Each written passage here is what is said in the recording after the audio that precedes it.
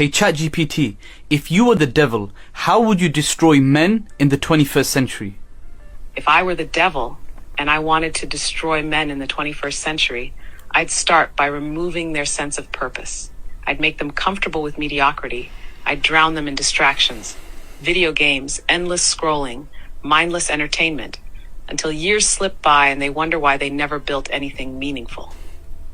I'd distort masculinity itself. I'd make strength seem toxic, leadership oppressive, and responsibility a burden. I'd make men ashamed of being men, stripping them of their natural role as protectors and providers, leaving them directionless, weak, and dependent. I'd promote pleasure over progress. I'd make them chase dopamine hits instead of real fulfillment, porn instead of real relationships, junk food instead of health, short-term gains instead of long-term success. I'd make vice feel like freedom and discipline feel like imprisonment. I'd sever them from faith. I'd make them believe that religion is outdated, that submission to God is weakness, and that morality is subjective. I'd fill their minds with nihilism and hedonism until they believe life has no real meaning beyond chasing their next high. I'd keep them alone, weak, and vulnerable, because a man with no tribe, no purpose, and no faith is the easiest to control.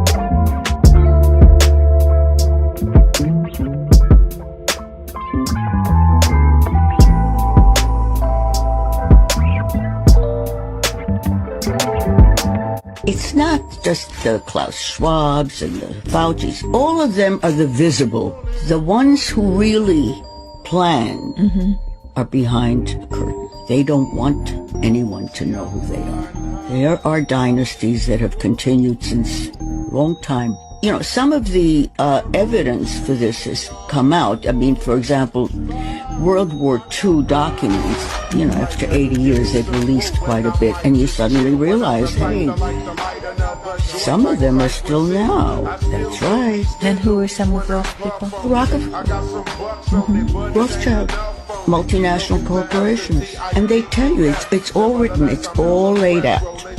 They want one world government, one world health organization that tells everybody in the universe what they may do, and they did it during COVID. Kids graduate from university. Incidentally, the word graduate comes from two words, gradually indoctrinate. So consequently, when you graduate, you come out with a square mortarboard. The mortarboard is a symbol of masonry. This is why you go to college to get a degree. Consequently, you need to understand that all universities and colleges in the Western world operate under the Vatican.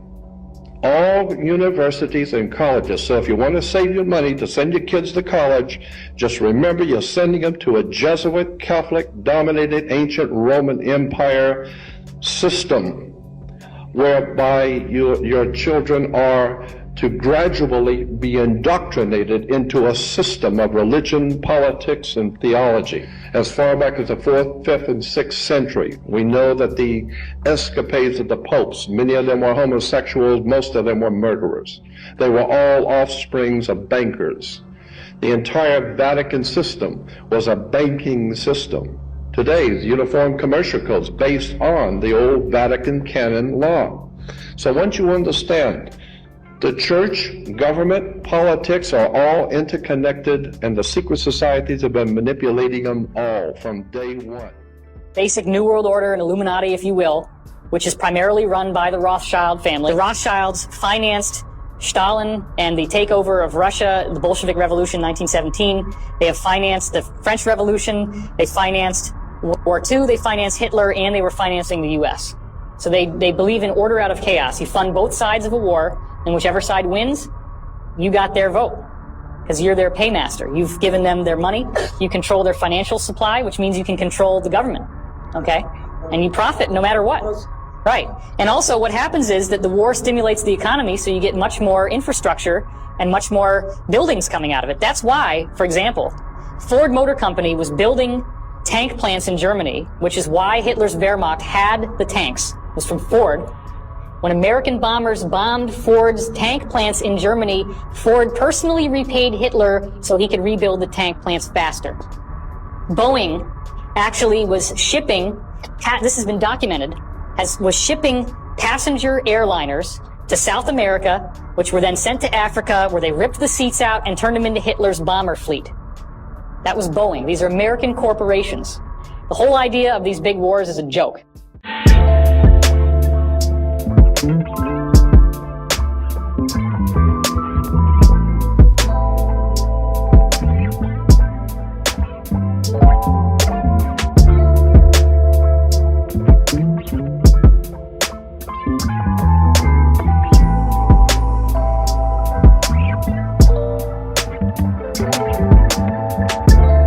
The control over the world of money today is so powerful that even the most powerful states in the world are afraid that if you step out of line, they will destroy your money. They have a weapon. It's the most dangerous weapon ever created in human history, more powerful than nuclear weapons. It's called inflation. And if you step out of line, they destroy your money. Hugo Chavez, with greater courage and integrity than all of your leaders in the world of Islam, Hugo Chavez, a Christian, not a Muslim, stepped out of line and challenged him. Today, the Venezuelan bolivar is destroyed. Today, Venezuela has the highest rate of inflation in the world. And they do that to Venezuela to tell the rest of the world, you do what they did, this is what we'll do to you. And so the rest of the world have learned their lesson. So from the time you step out of line, they destroy your money. And so now we are slaves. That's where we are. We have to obey them. Because if we do not obey them, our money will be destroyed. And we'll be as poor as the Indonesian made. What? How did they do it? How did they get us to surrender money in order for them to institute a monetary system which will prohibit the use of gold and silver as money? They needed big wars, and they needed to win the war. And that is the First and Second World War. And a new monetary system came to the world after the Second World War. That monetary system has been with us since then, 1944. But I have news for you tonight. There's another war coming, and it's just around the corner. And when that war comes, they're going to finish this monetary system, and they'll bring a new one. It's not our government that's failing us. It's not the Constitution or the Bill of Rights that's a bad instrument. It is a group of men who belong to secret societies, who have infiltrated our society and our government at all levels and are destroying it and subverting it from within. And every member of naval intelligence that I knew who was an officer was a 32nd or a 33rd degree Freemason. And I asked my commanding officer at one point, I said, why are all you guys Masons? He said, Masons are used to keeping secrets. It's part of their fraternity. So if you want someone who already knows how to keep a secret, you recruit Freemasons. Well, later on, I found out what the truth is. The truth is you're not going to be a naval intelligence officer unless you are a Freemason or a member of the Ancient Order of the Rose and Cross, but you have to be high degrees for that. I think the reason I was selected as a enlisted man is because I had belonged to the Demolay Society, which is why I was a teenager. That's sort of the first level of Freemasonry. That's how they recruit teenagers and indoctrinate them into their principles so that they go right into Freemasonry when they become an adult. The third world is not poor. You don't go to poor countries to make money. There are very few poor countries in this world. Most countries are rich. The Philippines are rich. Brazil is rich. Mexico is rich. Chile is rich. Only the people are poor. But there's billions to be made there, to be carved out and to be taken. There's been billions for 400 years. The capitalist European and North American powers have carved out and taken the timber, the flax, the hemp, the cocoa, the rum, the tin, the copper, the iron, the rubber, the bauxite, the slaves, and the cheap labor. They have taken out of these countries. These countries are not underdeveloped, they're overexploited.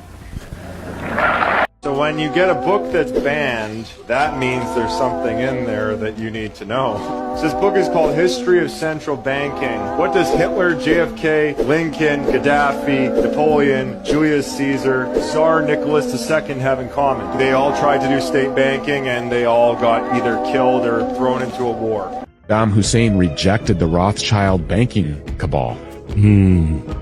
Rejected the central bankers. Yeah, he wanted his own system of monetary exchange outside of the central banks. We can't have that shit. Right. Guess who else did that? JFK. Guess who else did that? Muammar Gaddafi. Yeah. Guess who's doing that now? Vladimir Putin. Gotta have regime change working. Because we can't have this rejection of the central banks, because that's what's required for the ushering in of the one world governance, the Great Reset, Agenda 2030, whatever you want to call it, right. The New World Order, the Hold the Pale Horse. You know, that is every single military intervention that we have been in has been funded by the Rothschilds. So, banking system. Yeah. So just think about that. We don't do anything with or without the permission of the bankers. It's like Libya. We were the ones that caused Gaddafi's death because Hillary Clinton played a game over there, and I was the one that went over there during the war. Gaddafi asked me to come over. I took a Biden staffer and a Bush staffer and a film crew leader from ABC One in New York, Larry Menti, with me, and a cameraman, because I didn't want the CIA to set me up. I hand carried the letter back from Gaddafi offering to resign. The U.S. didn't want him to resign. They wanted to kill him. Why? Because Gaddafi, and I met him 3 times. I took Biden on my second trip to Libya, by the way. He went with me when I spoke to the whole country. And every meeting I had with Gaddafi, he wanted 2 things. He wanted to unite the African continent into a group of nations economically, like European like the European economy. He wanted to base it on the gold standard. And the U.S. and Europe didn't want that. And the other thing is they wanted control of his oil, and they wanted control of his sovereign wealth. So Gaddafi had to go. That's outrageous, and it's wrong. You want to know how deep I've gone down rabbit holes? I'm convinced that both of the world wars were really just to erase the old world, and that there was an entire narrative scripted around who the bad guys were, who the allies are, and it was really meant to just destroy all of these beautiful cities. They took out all of the bells. If you guys haven't looked into why there would be bells in public spaces and the healing properties and the harmonious properties that these churches and all the architecture was built in.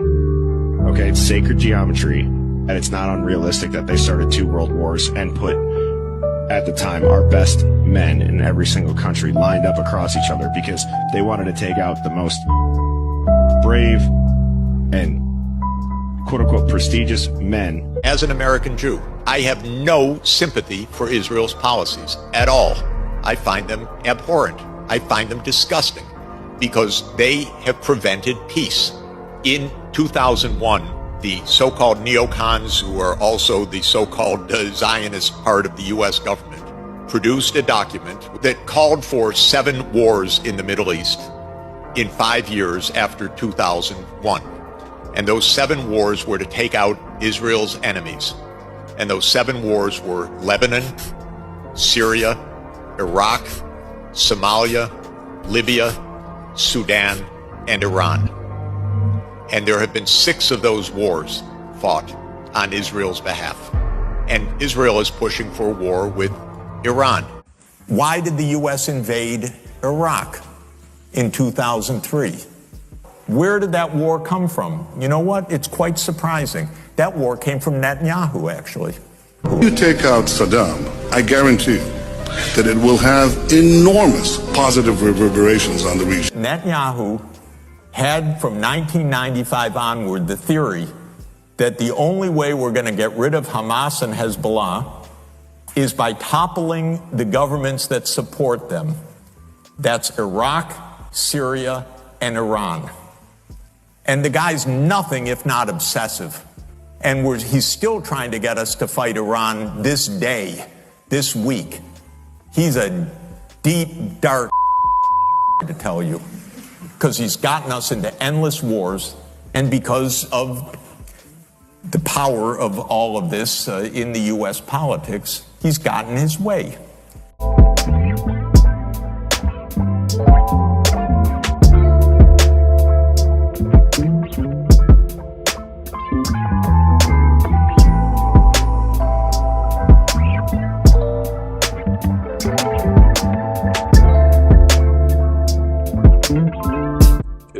was created as the instrument to bring about the Battle of Armageddon and the fulfillment of prophecy. A war that will be so terrible, where nuclear weapons will be used, so that the American citizens and the other people in the world will get down on their knees and beg for no more war. And what is the answer to that? They're going to be told the only way we can guarantee no more war is if we destroy the sovereignty of nations and we come together as one humanity in a one world government. Right. Now I'm telling you, unless the American people wake up and stop it, starting in about 1996, the Battle of Armageddon will become a reality. Well, the UN did indeed charter Israel as a sovereign nation. They were the ones who created this state. That is correct. It was really created by Great Britain and the United States, with the United States being the major instigant. Most people are no better than animals who do not have intelligence because they don't use their intelligence. And to these men who control things behind the scenes, you are stakes on the table by choice and consent, and will always be ruled and manipulated and enslaved by people who do use their brains.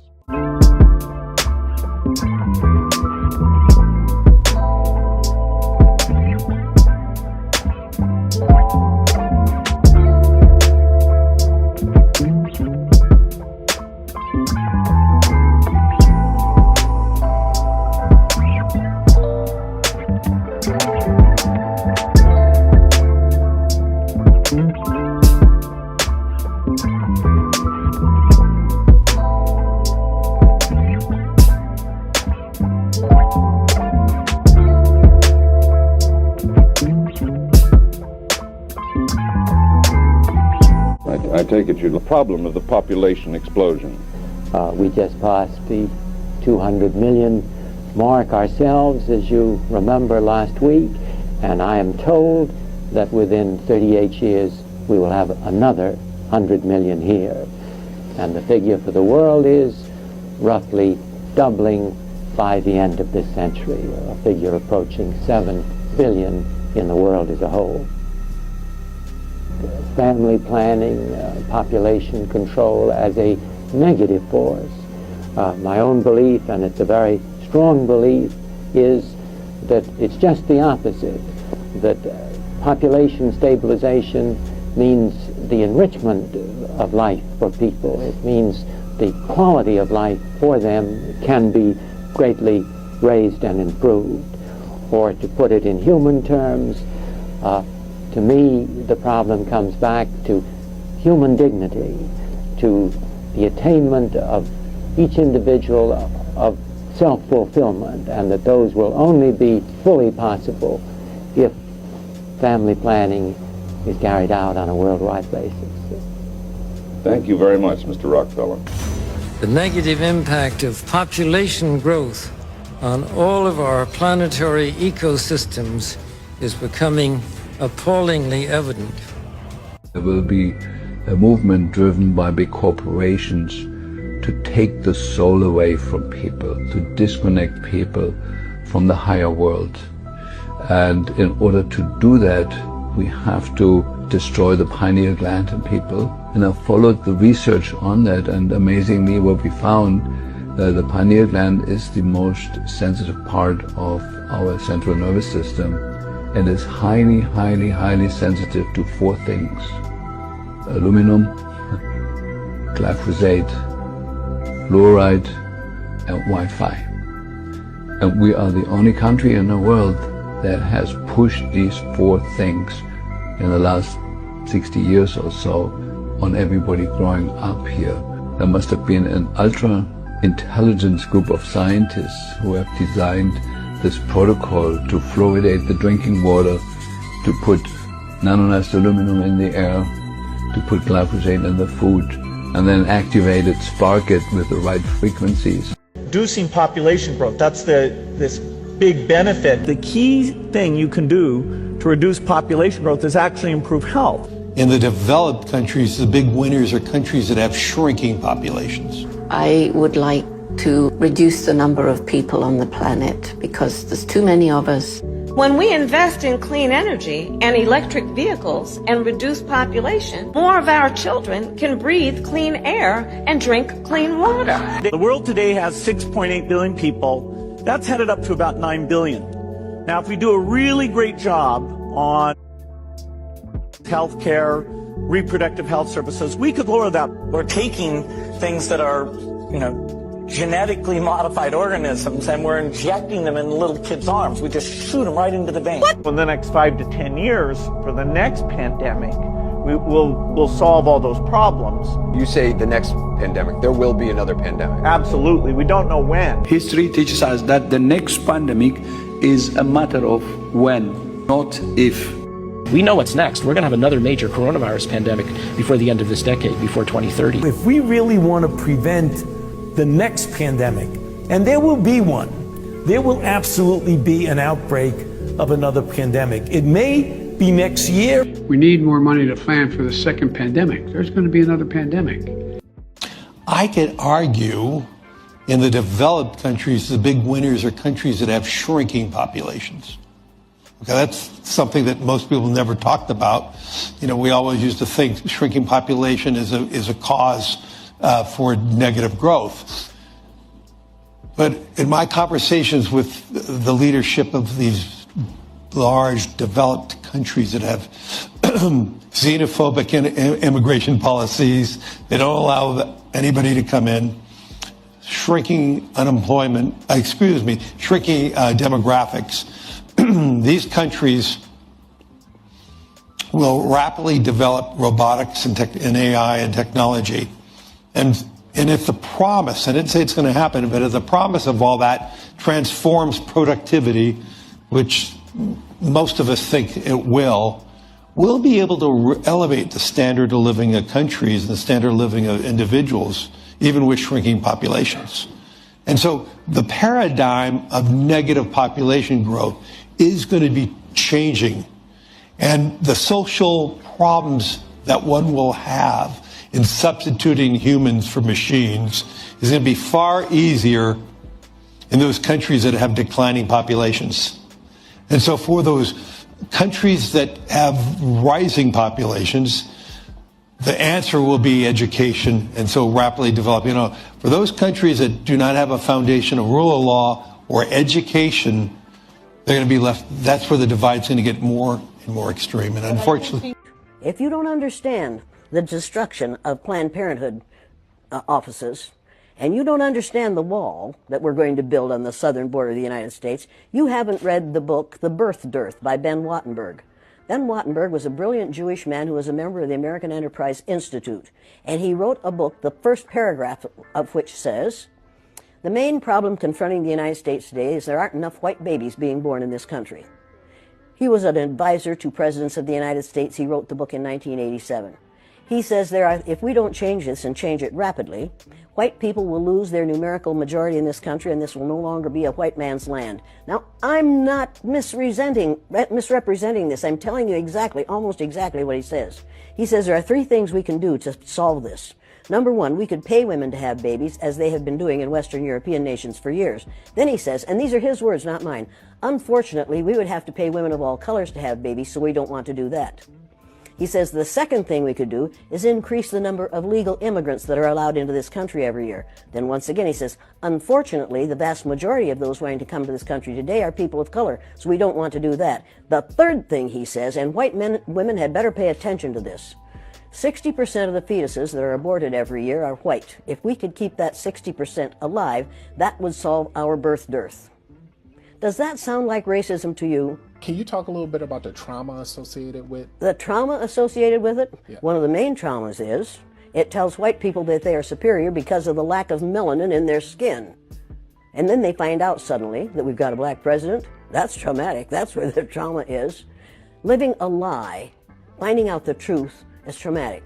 Finding out now, recently, that within 30 years, white people will be in the numerical minority in this country is going to be traumatic. White people are scared to death right now, particularly white males.